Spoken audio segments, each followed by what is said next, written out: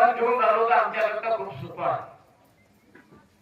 परंतु जर असं नाही घडलं तर ही चर्चा बैठक आमच्यासाठी फार कठीण आहे. आणि चर्चा बैठक समजण्याकरता अंतःकरण त्या कामात एकरूप होणं गरजेचं आहे.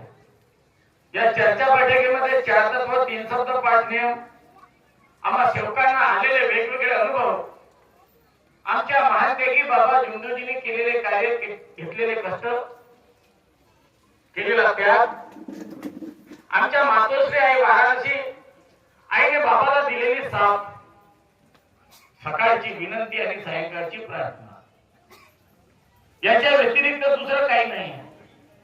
आणि ह्या 2-4 गोष्टी, या 2-4 गोष्टीमध्ये बाबांनी आम्हाला या विश्वाचा साथ दिला. आता गरज आहे समजण्याची. काय सांगतात तापेश्वर वैद्य आले आणि हे म्हणत होते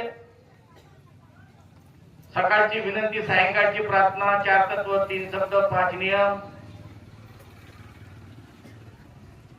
एवढ्यामध्ये या विश्वाचं सार कसं असेल?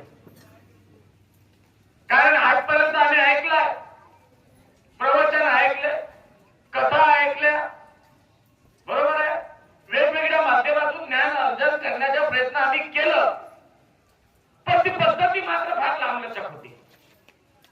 आणि आमच्या बाबाने आम्हाला जे तत्वशब्द नियम दिले, सकाळची विनंती आणि सायंकाळची प्रार्थना दिली, आणि सरळ सोप्या भाषेमध्ये डायरेक्ट परमात्माच्या सोबत आम्हाला भेटवून दिला. डायरेक्ट. आता मी या ठिकाणी आलो, माझ्या गावावरून निघालो, 100-200 गाव पडले असतील रस्त्यामध्ये, पण मला यायचं होतं कुठं? या गावाचं नाव पांजऱ्याला यायचं होतं.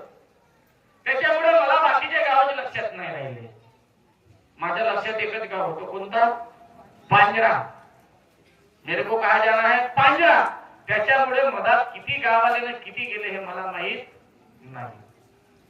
हे आम्हाला शिकायचं आहे की आमचा जन्म कशा करता झाला आणि का म्हणून जन्माला आलो, आम्हाला कार्य कोणते करायचे आहेत ना आम्हाला कोणत्या दिशेने जायचे हे आम्हाला ठरवायचं आहे.